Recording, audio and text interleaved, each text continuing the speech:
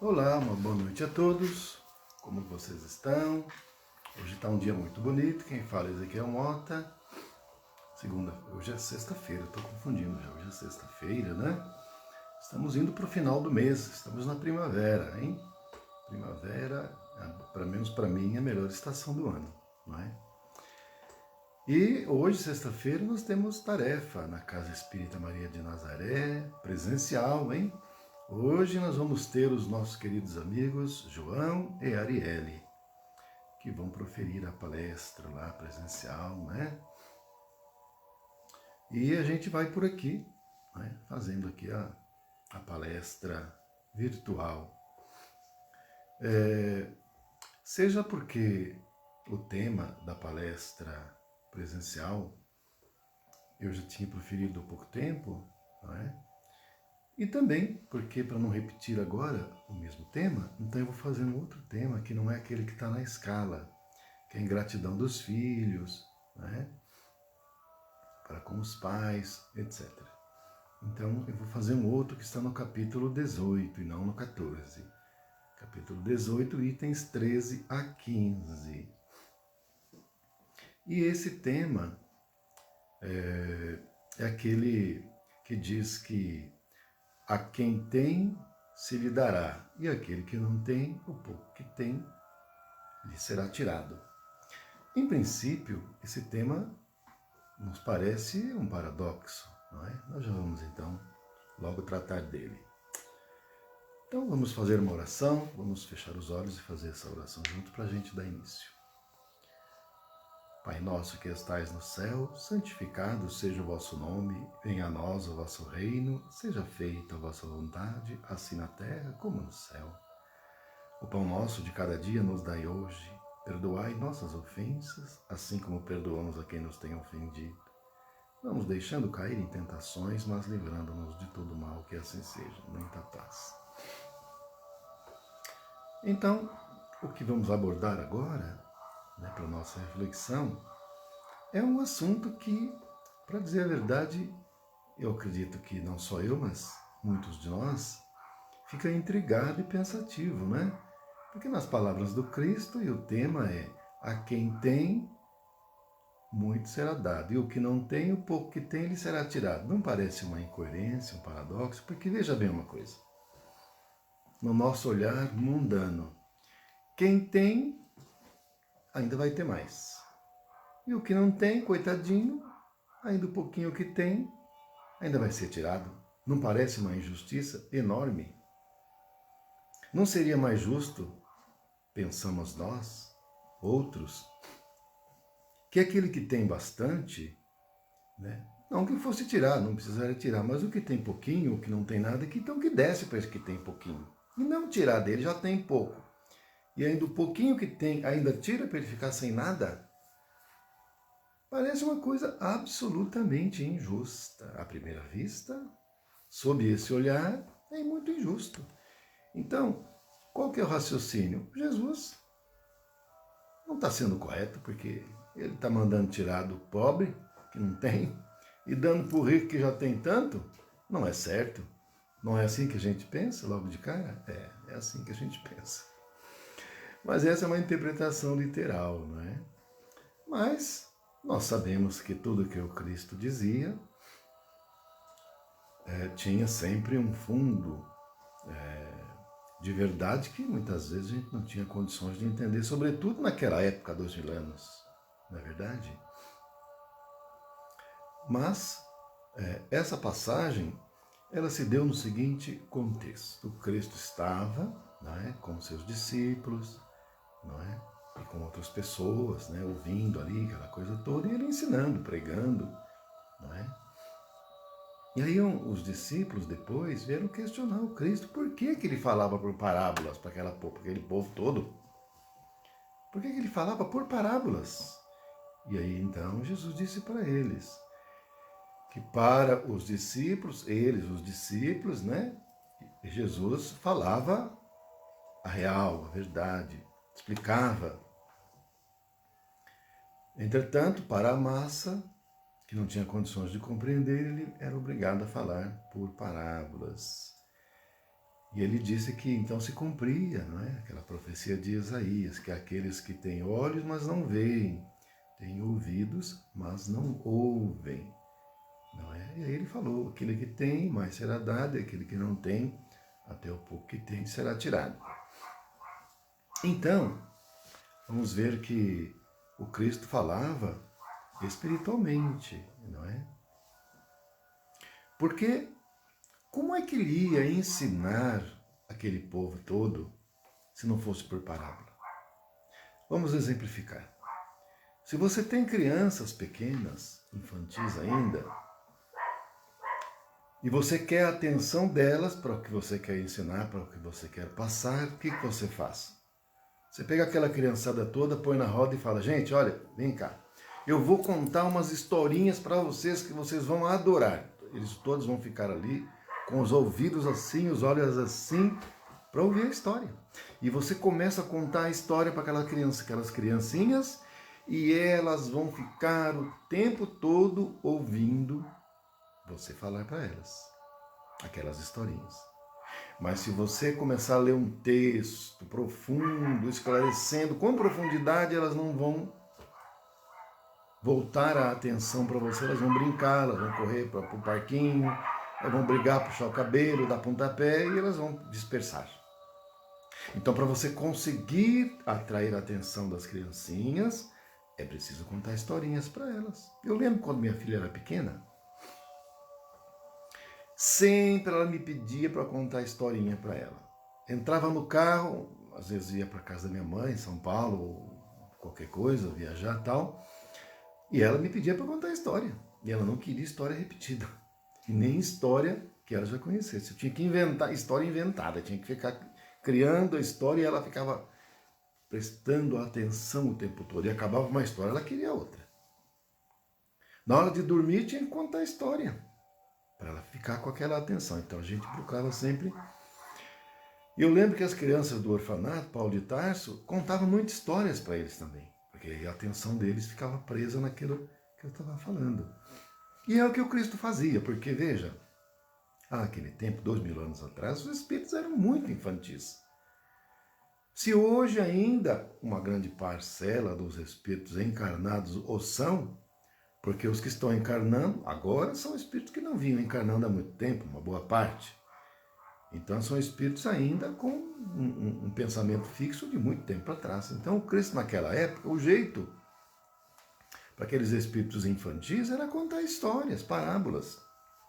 Mas ele falou, para vós outros, eu posso explicar corretamente ele. Para os discípulos dele ele falava tudo, às claras, não tinha meias palavras, não tinha parábola, ele falava, não é? Porque veja bem uma coisa, como é que o Cristo poderia falar naquele tempo para aquele povo, que eram todos infantis espiritualmente, sobre reencarnação? Difícil, né? Gente, ainda hoje falar sobre isso, por exemplo, com alguém que seja evangélico, você vai falar, mas ele não vai assimilar, ele não vai entender, ele não vai acreditar.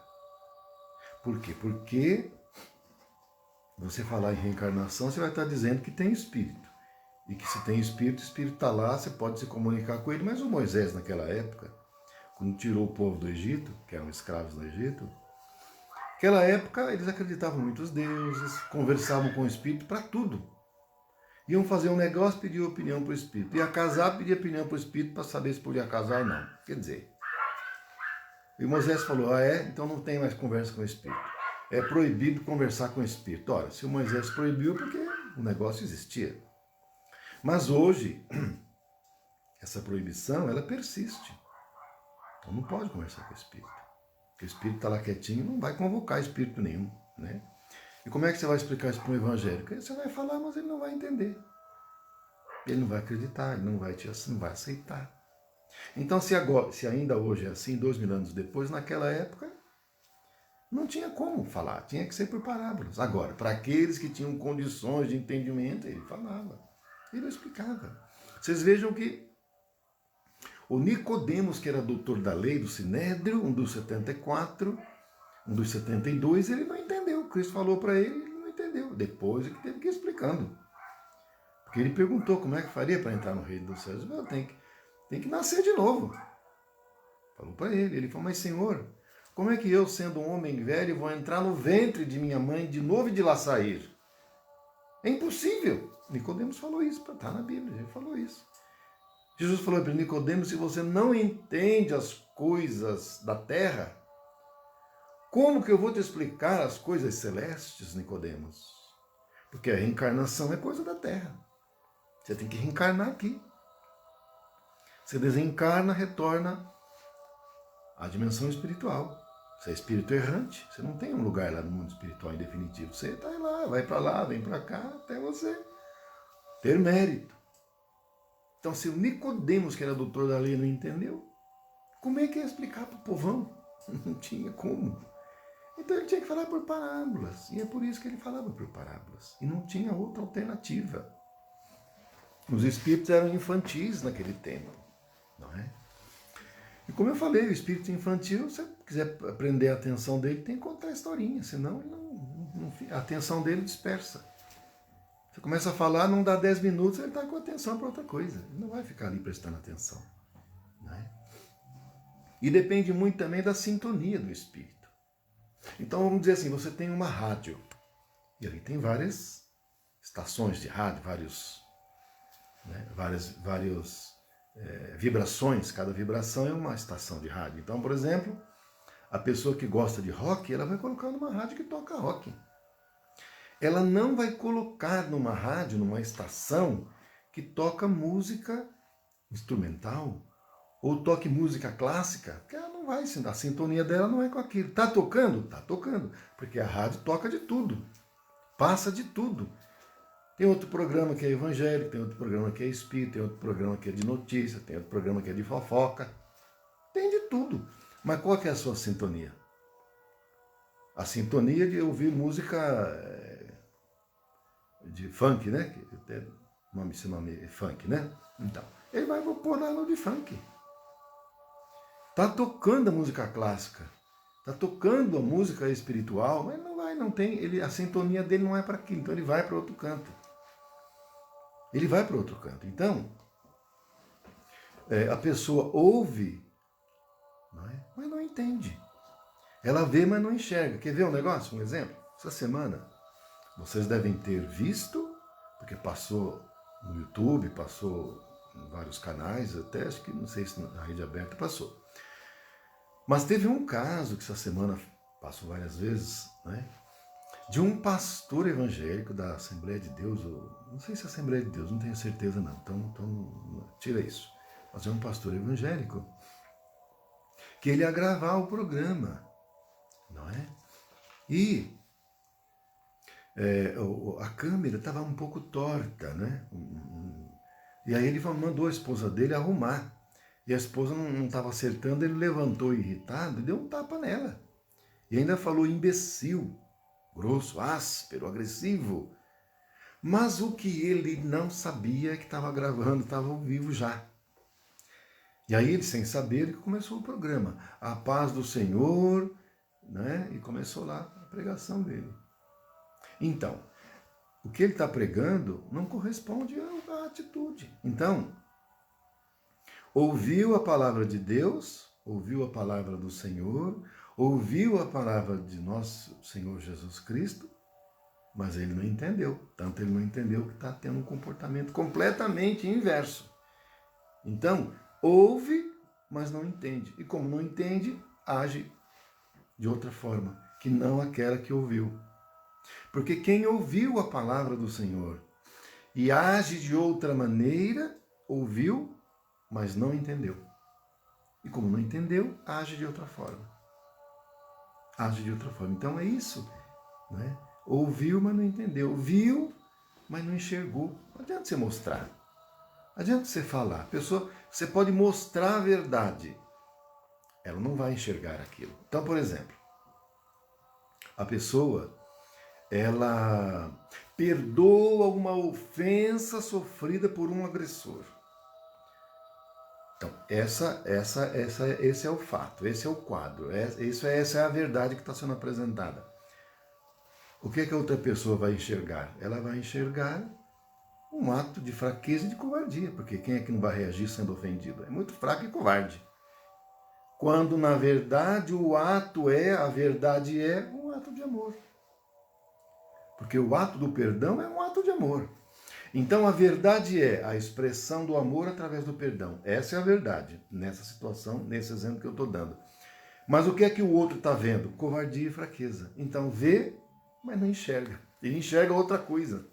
Porque ele só consegue enxergar aquilo que está na sintonia dele. E o outro ouve, mas não entende. Aí ele faz um negócio diferente.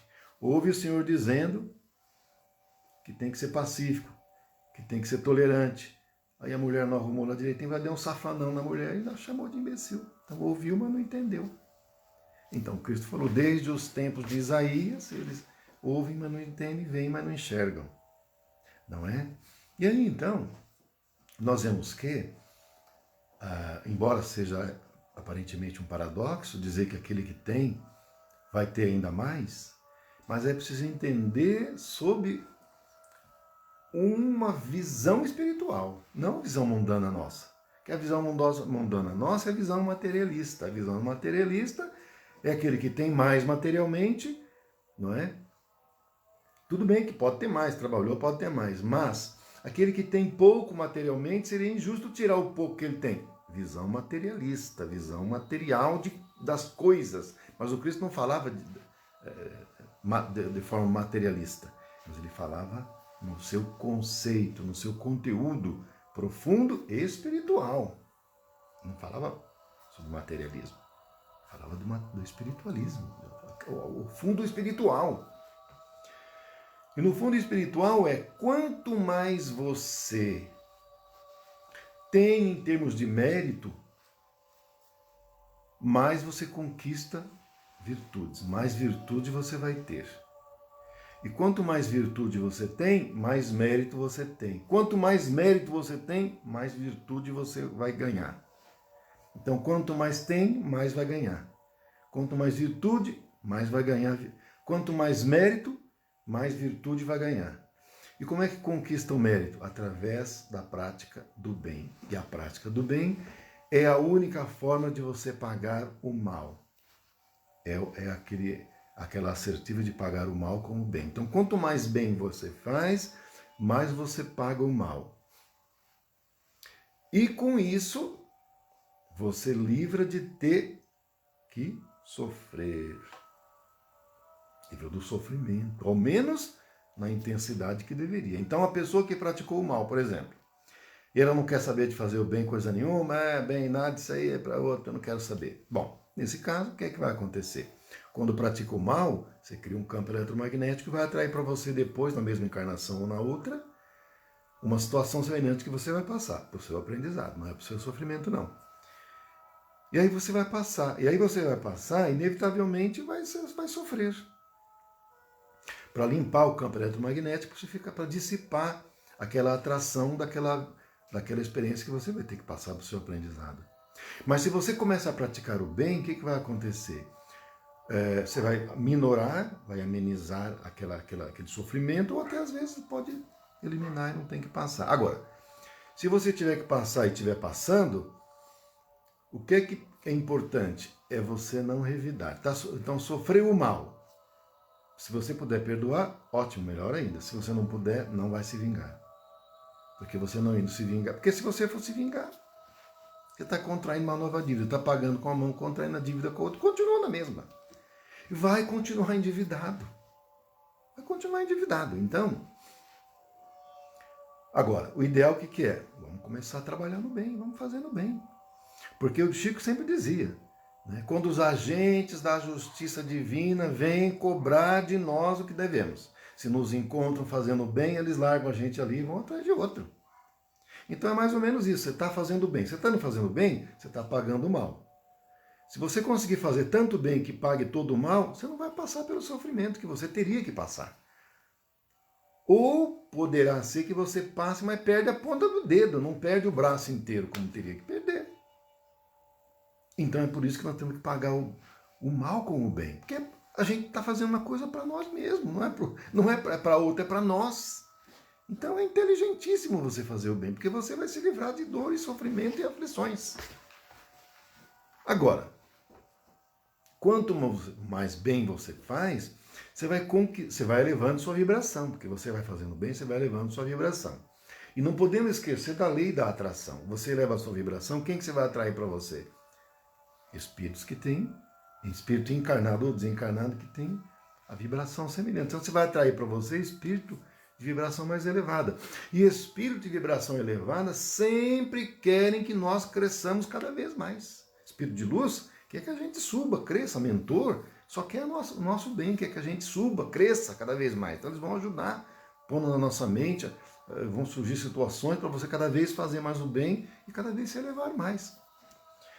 Mas se você resolver não fazer nada disso, aliás, e fazer o contrário, sua vibração cai. Sua vibração caindo, o que é que vai acontecer? Lei da atração. Você vai atrair espíritos e situações que vão cada vez mais levar você para baixo. Levar mais você para baixo. Então, porque veja bem, o espírito, vamos dizer assim, negativo, sem iluminação nenhuma, né, vamos dizer umbralino, vamos dizer assim, o que acontece? Ele vai tentar ver em você alguma fragilidade moral e vai te apontar. Ó, você falou mal do outro, você não é nada, você também não é bonzinho em coisa nenhuma, você é falso, né? E para colocar sentimento de culpa em você. Sua vibração cai e eles vêm para cima, te levam lá para baixo, drenam energia. Aí começa a te obsediar, para abusar de você, para te escravizar. E é isso. Às vezes não tem assim nada contra você concretamente. Não é o inimigo que vem te perseguir. Não, não é. Mas você entrou na sintonia. Você vai atrair e é atraído. Então o jeito que é? É buscar elevar a sintonia, é o único caminho.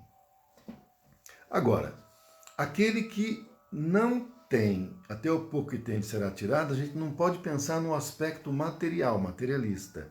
Porque se a gente pensar que a pessoa tem pouco dinheiro e coitadinho, tem só aquela coisa, ainda vai tirar o negocinho. Esse é o sentido material. Não é nesse sentido que o Cristo falava. O Cristo nunca falava em sentido material, materialista. Sempre sentido espiritual. Então, o sentido espiritual, para exemplificar, veja bem uma coisa. O filho que recebe a gleba de terra do pai, que ele descuida, desleixa, não se incomoda, quer ficar só aproveitando o que ganhou, o que vai acontecer com aquela terra? A erva daninha vai tomar conta, não vai ter plantação nenhuma, e daqui a pouco ele se endividou com as despesas excessivas, perde a terra. Perde a terra.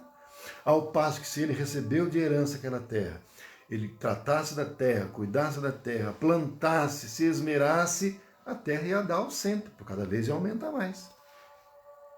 Mas se ele não ligar, não se incomodar com aquela herança que ganhou do pai, com tanto sacrifício que ele ganhou, se ele não se importar, aí a doninha toma conta, ele perde aquilo no jogo e não dá nada e se endivida e fica sem nada. Não é? É por isso que muitos filhos que recebem heranças, muitas vezes voltosas, não demora muito tempo, às vezes numa geração, fica sem nada. Às vezes o fundador de uma grande empresa transforma aquilo numa empresa enorme. Os filhos, que ganharam tudo de graça, ainda conseguem levar, mais ou menos, porque era bastante, né? Na segunda geração, na terceira, não tem mais nada. Não tem mais nada, perde, fica sem nada. Então, aquele pouco que tem, o pouco que tem, ele será tirado. Não é que Deus vai tirar, é a própria pessoa.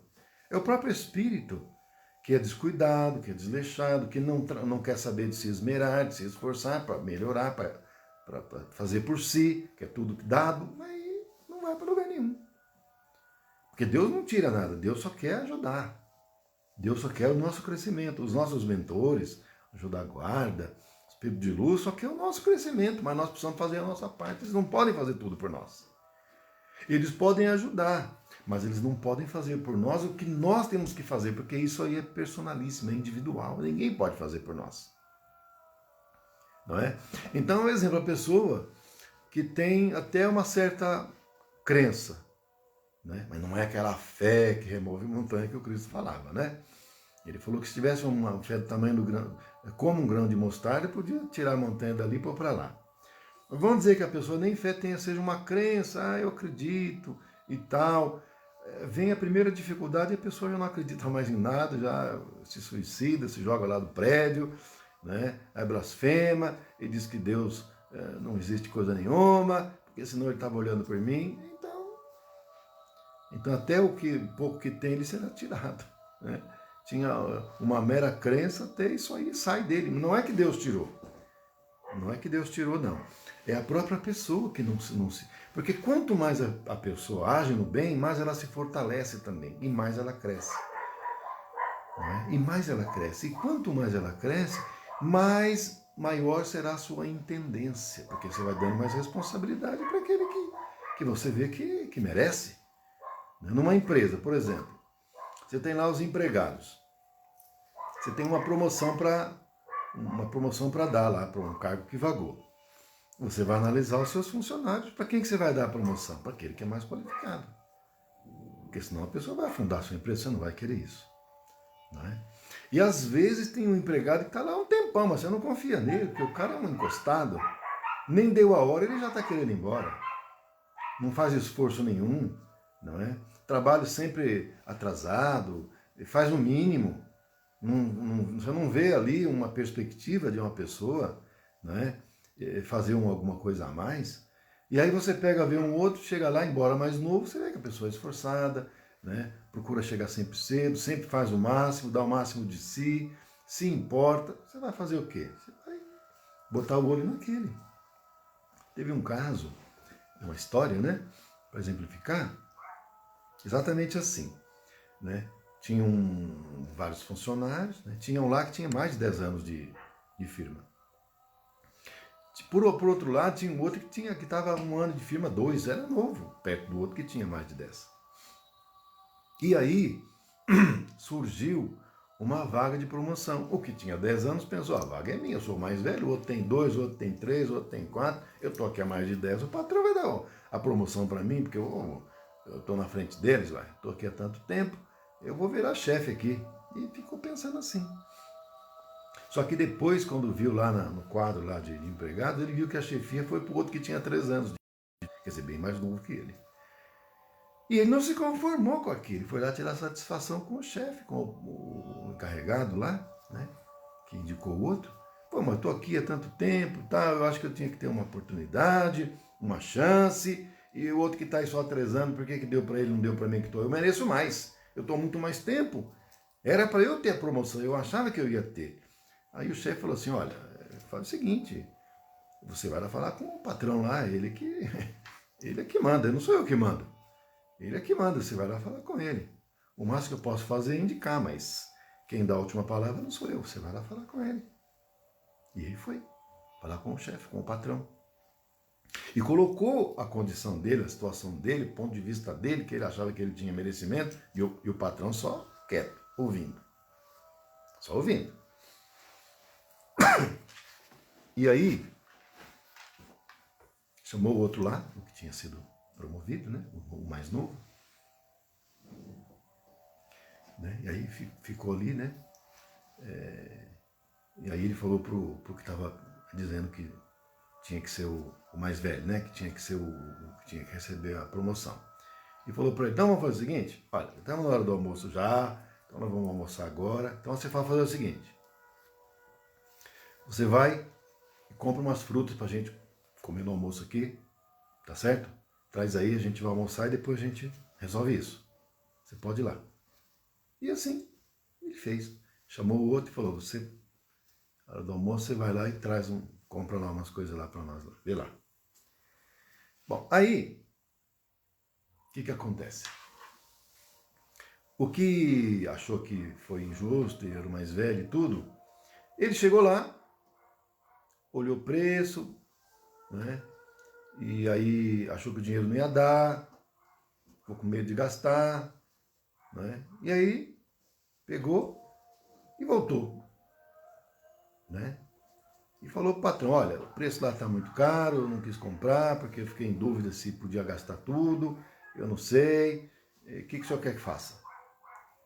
Daqui a pouco vem o outro, né? Ele está ali, o outro veio, falou assim, olha, patrão, eu fui lá, olhei, olhei a barraca, o preço não estava bom, eu fui na barraca do lado, comparei, fui numa terceira e vi que o preço estava melhor e de melhor qualidade, e o peixe enchei, e aí eu comprei, ainda sobrou troco, tá tudo aqui. E o que estava reclamando que a promoção dele estava injusta, só olhando também. Ele abaixou a cabeça e foi embora. Então ele percebeu que ele não tinha merecimento. Como é que ele queria ser chefe se ele não tinha iniciativa, não tinha liderança, nada. E a chefia exige isso, né? Então vocês vejam uma coisa, que muitas vezes você tem lá uma situação de pessoas que estão há tanto tempo nas encarnações sucessivas e repetindo os mesmos erros, um atrás do outro, porque a pessoa está acomodada. Está acomodada. E aí, o que a vida, que é a nossa grande mestra, faz? Põe a dor, põe o sofrimento para a gente se mexer. Porque se não coloca o sofrimento, a gente não se mexe. Fica parado, imobilizado. Como aquela história que eu já contei, do cachorro, né? O sujeito foi na estrada, parou no posto, foi lá pegar algumas coisas lá que tinha lá, para comprar, para comer, lanche salgadinho, na loja de conveniência. E quando ele voltou, ele viu que perto da bomba tinha um cachorro chorando ali, gritando, latindo. Ele falou, mas o que está acontecendo com esse cachorro que está aí latindo um tempão, chorando aí? Por que está acontecendo? Aí o frentista falou assim, não, porque esse cachorro aí é o seguinte, ele está deitado em cima de uns pregos. Meu Deus, por que ele não levanta? É porque os pregos é o suficiente só para ele chorar, não para ele levantar. Então a vida, se vem uma dor para nós, um sofrimento, e a gente continua no mesmo erro, não é?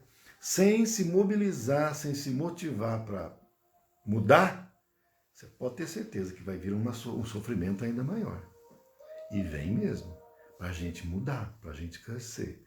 Porque nós estamos, todos nós, em um universo infinito, sob a égide da lei do progresso, que é uma lei divina e universal. É para todos, no universo inteiro. A lei do progresso. Ninguém pode ficar parado para sempre.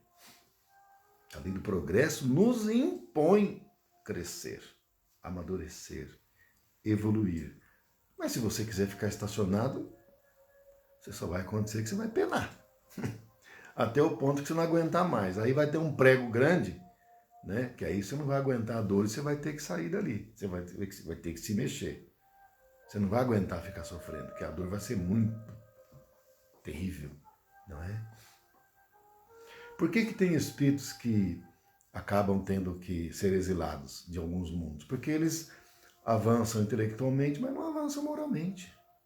Na parte moral continua atrasadíssimo, continua com violência, praticando mal, enganando, passando a perna nos outros, com atitudes que não são,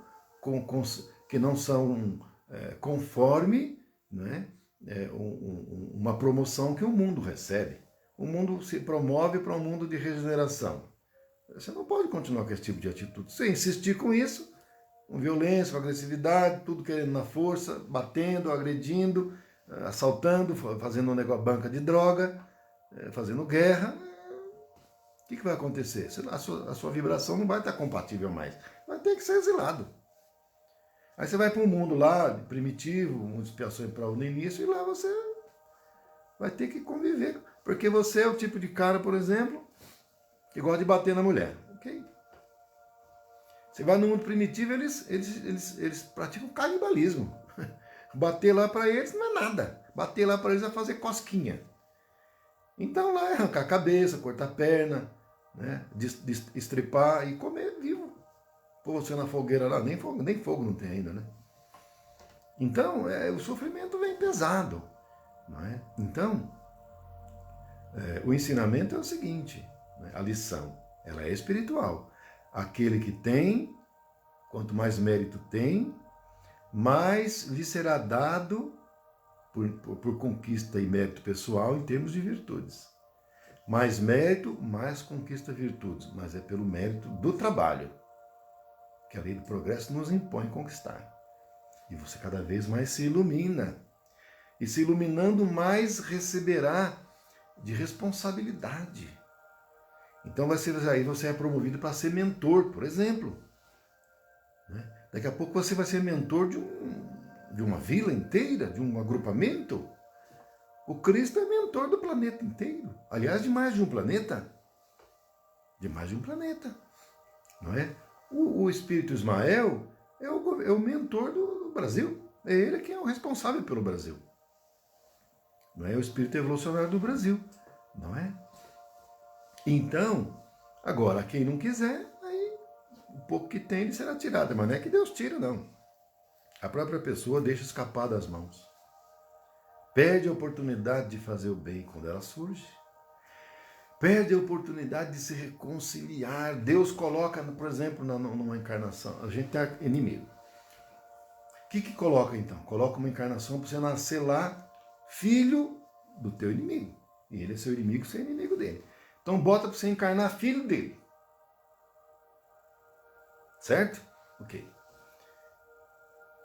Aí você perde reconciliar com ele, mas pôs tudo facinho, tudo tranquilo ali, pai e filho ali que era a chance. Não era um desconhecido, era o mesmo sangue. Aí se aproveitasse a chance de reconciliar, era um passo. E aí mais vai ser dado.